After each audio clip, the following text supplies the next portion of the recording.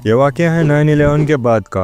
दुनिया के बड़े बड़े न्यूज़ चैनल्स जैसे कि BBC, CNN और फॉक्स पर गालिबन एक ही वीडियो चल रही थी। वीडियो में दिखाया जा रहा था कि फ़लस्तीनी लोग 9/11 के इंसिडेंट को सेलिब्रेट कर रहे हैं। मीडिया मुसलमानों को मोरली गिरा हुआ और एक्सट्रीमिस्ट दिखाने की भरपूर कोशिशें कर रहा था। जहां दुनिया के तमाम मुस्लिम ममालिक में 9/11 को कंडेम करने की बातें चल रही थी, वहीं दूसरी तरफ मगरबी मीडिया सिर्फ इस बात के पीछे पड़ा हुआ था कि फ़लस्तीन 9/11 को सेलिब्रेट कर रहा है। मगर अगला जुमला सुनकर आपके भी होश उड़ जाएंगे, वो ये कि ये क्लिप असल में 1991 की थी और इसमें सेलिब्रेशन कुवैत और इराक की वार से रिलेटेड थी। ये था प्रोपेगेंडा जो उस वक्त बड़े बड़े न्यूज़ प्लेटफॉर्म्स की जानिब से फैलाया जा रहा था और इसका रिजल्ट ये निकला कि मुसलमानों को टेररिस्ट समझा जाने लगा। एक सवाल पूछें, प्रोपेगेंडा आखिर है क्या? यह हमारी सोच कैसे बदलता है? वीडियो को एंड तक ज़रूर देखना, क्योंकि इस वीडियो के एंड तक आपको इन सब सवालात के जवाबात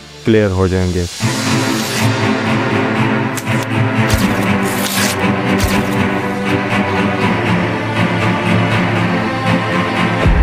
एडोल्फ हिटलर का एक फेमस कोट है, झूठ इतना बड़ा बोलो कि लोगों को लगे इतनी बड़ी बात झूठ तो हो ही नहीं सकती। ये दिखने में तो एक कोट ही है, मगर असल में ये प्रोपेगेंडा की एक तकनीक है जिसे आज के दौर में भी अच्छी तरह से इस्तेमाल किया जाता है। लफ्ज़ प्रोपेगेंडा का मतलब है वो इन्फॉर्मेशन जो कि झूठ और मिसलीडिंग पर मबनी हो और इसे आम तौर पर पॉलिटिकल कॉज के लिए यूज़ किया जाता है। ये एक लैटिन वर्ड प्रोपेगेर से निकला है। वैसे आपको बताता चलूँ कि प्रोपेगेंडा सिर्फ नेगेटिव नहीं होता, अक्सर पॉजिटिव भी होते हैं। इसकी शुरुआत तो वैसे सदियों पहले हो चुकी थी, मगर इस आग को हवा लगी वर्ल्ड वॉर 2 के दौरान। ये तकरीबन 2000 साल से भी पुरानी बात है। रोमन एम्पायर सिर्फ तलवारों के जोर पर नहीं बनी थी, बल्कि कहानियों से बनी थी। शहंशाह अगस्टस के मुजस्मे सल्तनत के कोने कोने में लगाए गए थे, जहां वो खुदाई शान और शौकत के साथ बेऐब और किस्मत का चुना हुआ दिखाया जाता था। बेशक वो काफी उम्र रसीदा थे, मगर उनके चेहरे को हर मुजस्मे में जवान और ताकतवर दिखाया गया। संगे मरमर पर इनग्रेव की गई तहरीरें उन फतोहात का जिक्र करती थी जिनमें वो कभी शरीक भी नहीं हुआ था। सिक्कों पर उनकी तशबीह हर हाथ में गर्दिश करती थी। ताकत का मुसलसल पैगाम जो लोगों के जहनों में नक्श हो जाता था। ये सिर्फ फन या सकाफत नहीं थी, ये प्रोपेगेंडा था। पैगाम वाज़ेह था कि अगस्टस रोम का बादशाह और सबसे ताकतवर इंसान है, चाहे हकीकत इससे मुख्तलिफ ही क्यों ना हो। खैर, ये तो था तारीख में याद रखा जाने वाला सबसे कदीम प्रोपेगेंडा जो कि अगस्टस ने अपनी सल्तनत कायम करने के लिए बनाया। प्रोपेगेंडा कई बार रिलीजियस पर्पसेस के लिए भी यूज हुआ और कई रिलीजन के खिलाफ भी यूज हुआ। बाद में पोस्टर्स के जरिए वर्ल्ड वॉर में भी इसका इस्तेमाल होता रहा। कहने का मकसद ये है कि हुक्मरानों और ताकतवर लोगों का आम लोगों को बेवकूफ़ बनाने का अमल कोई आज कल की बात नहीं है, बल्कि सदियों पुरानी रस्म चलते हुए आ रही है।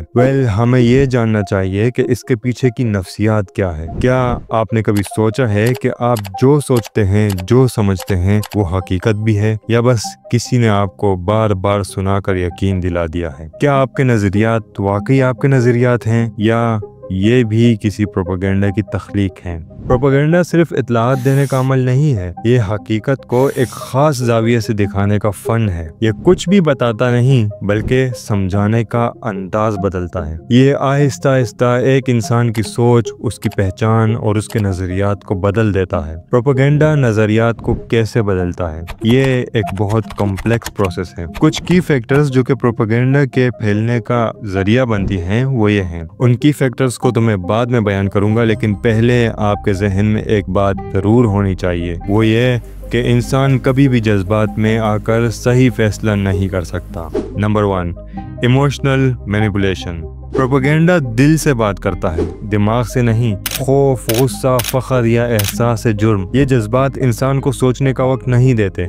एक चाइनीज फिलोसोफर लाओ त्ज़ु ने कहा था कि जो दूसरों पर हुकूमत करता है वो ताकतवर होता है, लेकिन जो खुद पर काबू पाले वो उससे भी ज़्यादा ताकतवर होता है। जिस इंसान में इमोशनल कंट्रोल की कैपेबिलिटी नहीं होती, वो बड़ी आसानी से किसी भी झूठ का शिकार हो जाता है। एक रियल लाइफ ट्रेजिक इंसिडेंट का यहाँ जिक्र करना बहुत ज़रूरी है। 1994 में रवांडा में हुटू और टुटसी नामी 2 एथनिक ग्रुप्स सिर्फ एक बेबुनियाद प्रोपेगेंडा की वजह से आपस में लड़ पड़े थे, और उसका नतीजा ये निकला था कि 8 लाख सिविलियंस सिर्फ 100 डेज में बेगुनाह मारे गए। वजह सिर्फ एक खास शख्सियत का कत्ल था जिसकी लोगों ने वेरिफिकेशन नहीं की और इंतकाम के चक्कर में मुखालिफ एथनिक ग्रुप पर इल्ज़ाम लगाकर उनके लाखों लोग मार डाले। दूसरा की फैक्टर जो कि नज़रियात को बदलता है वो है ओवर सिंप्लीफिकेशन। अक्सर किसी स्पेसिफिक मज़हब या कौम के खिलाफ प्रोपेगेंडा करने के लिए किसी भी बड़े मसले का